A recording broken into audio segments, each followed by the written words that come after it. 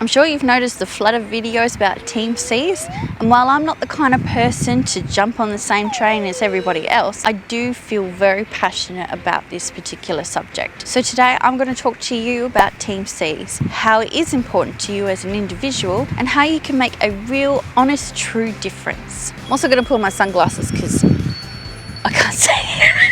TEAMSEAS is aiming to raise $30 million in order to remove 30 million pounds of rubbish from our oceans, rivers and our beaches. TEAMSEAS is working with two non-profit organisations, Ocean Conservancy and the Ocean Cleanup. You can donate at teamseas.org, and for every dollar that is donated, £1 of rubbish will be removed. All of this information is in my description below, and 100% of the money is going to these two organisations for this particular charity. So please do donate. I'm going to be donating $5, and yesterday I went to the beach and tried to collect as much rubbish as I could. My name's Melissa. This is How to Adult. Let's get started. I want to talk to you about the impact our rivers, beaches and oceans have. And I mean this as an individual level. I could talk to you about the effects on future generations, on sea life, etc. But because it's so far removed from yourself, it's not going to have that much of an impact.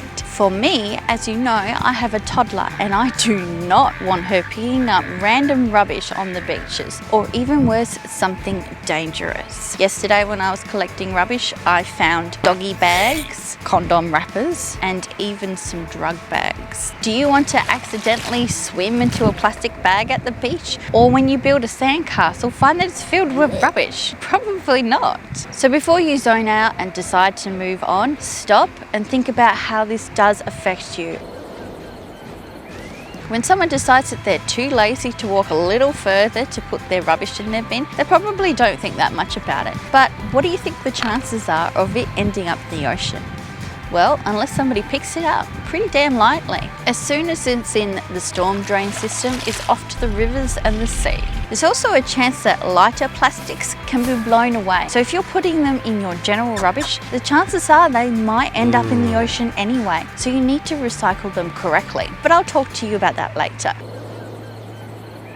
You might have heard of the Great Pacific Garbage Patch. If not, I'll give you a quick rundown. Basically, the oceans have large gyres, which is a large collection of circulating currents. This garbage patch is located in the North Pacific Gyre. There's actually two patches within this gyre. The estimates of its size is ranging from 700,000 square kilometres, so either the size of Texas or 11 Tasmanias, all the way up to 15 million square kilometres. Now that's about the size of Russia or almost 2 Australias. And before you think to yourself, let's grab a couple of nets and start scooping, it's actually not that easy. Not that I imagine scooping 15 million square kilometres is going to be easy. While there are plenty of large bits of rubbish, most of it consists of microplastic, so you can't actually see it. It's been described as looking like a cloudy soup, and it's over a really large area as well. But what's worse is that 70% of marine debris ends up on the ocean floor. So what we can see floating around in these patches, it's just the very tip of the iceberg, and it's a big iceberg.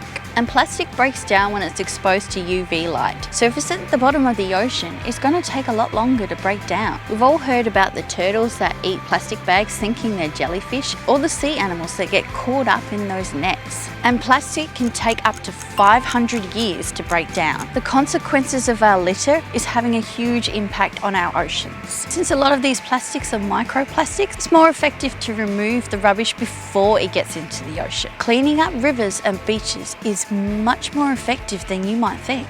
And cleaning up the streets is very effective too. Yesterday when I went to the beach to clean up as much rubbish as I could, I ended up with just over a kilo, which shows you that our beaches are not too bad. It's actually really good. Not much of it was actually in amongst the sand and the seaweed. It was up along the streets and the footpath. So when you're walking down your street, if you see some rubbish, pick it up and take it home to get rid of it properly. What is the point of taking care of our environment if we're not willing to take care of our local area?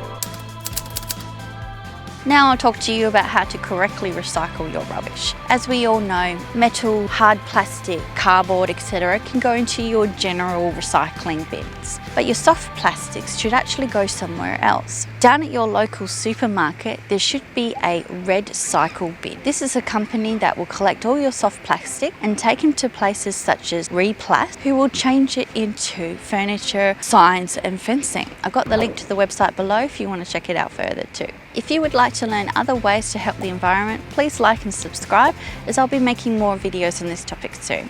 Till then, I'll see you next time. Bye. Go away, you lot. I don't have no food. They're after me.